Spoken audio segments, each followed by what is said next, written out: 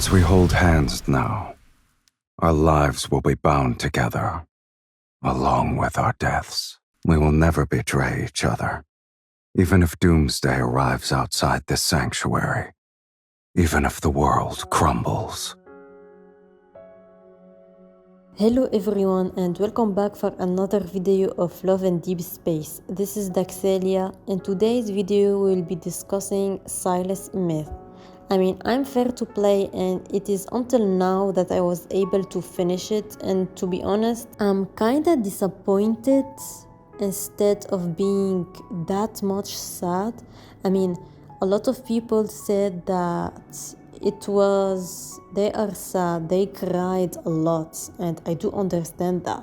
But it was kinda obvious what's gonna happen at the end, I think this is why I was disappointed, because when reading the story, especially arriving to the 7 or 8, maybe 6 chapter, when she stabbed him and then later on he was able to heal himself, but then at the end he could have done the same thing, but instead of doing that, he literally pushed her hand more in himself and he died. I was disappointed. Why every why every love interest need to have a bad ending? Okay, let's say that all of them have a bad ending, but in the main story, when all of them are reunited, will they be able to change their faith? Because if not, I don't know if I will be able to continue it. I remember someone once told me that Unfold had a game which also speak about stories and stuff, which she killed all of her character. I would love not this to happen again if it was true to Love in Deep Space, because come on, you cannot kill every character in your game. I don't know, especially in this, because every time you read more about the love interests, the more you find how their life was sad. Like, each one of them really suffered. Especially, I'm gonna talk about Silas, since you are talking about Silas Myth. I did not read about the other myth of love interest. The only one that I have unlocked so far is Silas. Anyway, Silas, he really did suffer from the beginning of his life, since he was a young boy. And also at the end, when he died, his soul goes to her, and she literally see what he went through when all of his family, or let's say all his species, got killed. Literally, they got killed, and he literally was forced to cut his thorns. Are you fucking serious? Then at the end, he was sealed away, and when he was able to get freed from the MC. Also, this reminds me of a Chinese series to be exact, which is called A Love Between a Fairy and a Devil, and I found it kinda similar to Silas, especially when he was locked up and the MC was the one who freed him. Oh my god. Anyway, going back to the point, that he suffered a lot, and when later he also knew that the MC, I was kinda surprised that all the time, or when we were reading at the beginning, that why he was acting nice with her.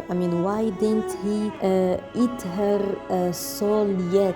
Of course they said that he was gonna feed her more, so the more the soul is fat, the more he gonna be more satisfied, I think. But we saw something else. He knew from the beginning that she was the chosen one, that she was his lover, and I'm sure about that. He knew from the beginning what's gonna happen, especially when she was trying in the animation and the candles that they showed us when she was like putting her hand on him and how he smirked. I mean, he was feeling something. I mean, he was happy. He was happy, and that's why he took her to the cabin. I don't know what it's called, for her to listen to the story of the dragon's curse, because he knows what's gonna happen. But I thought that they gonna change it, because in the middle of the story she was able to save him, or he was able to save him.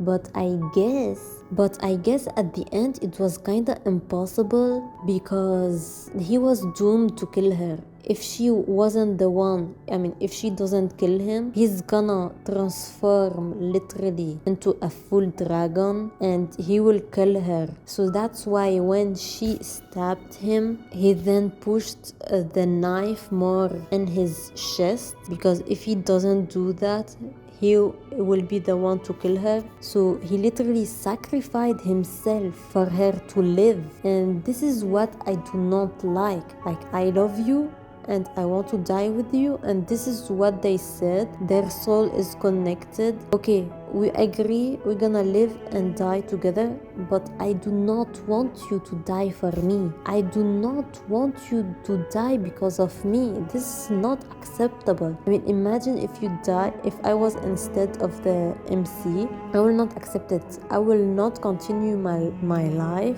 the same way again. Also, I think the reason why she was able to take this imaginary sword, because she was the chosen one. She was the only one who is able to kill the dragon, I think. But I still did not like it. But I do hope that this gonna change in the main story, that they are reunited, all of them again, to change their faith. And the reason, it's kind of confused me also, that's how in the main story, okay, in the myth, she cursed him to live forever. So I think maybe in the main story, that's why he also have all of his memory of her. But what I do not understand, that in the myth she stayed alive. She wasn't the one who died. So how is it that she do not remember anything from in the main story? Also, in the long-awaited Riverly, when they both met, she started hearing sounds. These are the same sounds that we hear or we see in the myth. Those things that she hear, are they gonna change? I mean, their fate's gonna be the same, because I hope it's not gonna be the same. Please do not be the same. I mean, you cannot make a man live all his life being sad, like suffering all of his life, then for him to be reincarnated again and live it the same way again and again. No, please, no. This being said, the story, the myth was really phenomenal. It was literally a roller coaster of different emotions mixed together, and really the team who created the myth, I mean, really chapeau bas, because it was really beautiful written. The songs, the OST that was playing, either it was in the myth or even in the event that you are playing, all of them is literally very beautiful. To be honest, it was really incredible. Well, they really worked on it. The whole experience felt very cinematic, despite having different emotions, despite being sad. Silas Smith was really something that have quality. It was really beautiful, and sadly it really did turn into something very tragic. But at the same time, this dark tragic of love, it was amazing. It was amazing. We also understand now how much Silas in the main story, I mean, his character, his the way he acts and all of that are all the same as his own life. But I also want to understand that in the myth, they tell us that dragons existed before mankind, before humans, and I'm not sure if this was happening at Philos, but also I don't think it was happening at Philos, because we know that Philos was created after Earth. And what confused me, there was something that confused me, that there were wanderers. I mean, what I know is that wanderers exist after Philos. I mean, because of Philos. Because the people who live in Philos, because they live longer, and some of them lose their sanity, they lose their minds. So that's why they become wanderers. Why we had wanderers in the myth is something that confused me. Anyway, it was really beautiful written. I would love to know what you guys think in the comments. And for those who do not or did not read Silas Myth because he's not their love interest, I really recommend to read all of the love interest stories, especially this one, because you're really gonna tear you up. I mean, it didn't really tear me up, but it did for some people. Anyway, it's really recommended for everyone to read, and I hope we can see more and know the boys more, and of course get a happy ending, please.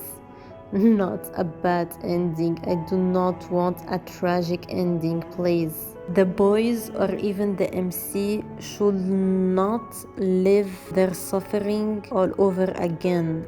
Anyway, I will end this here, and thank you for watching. Hope to see you in my next video. Bye.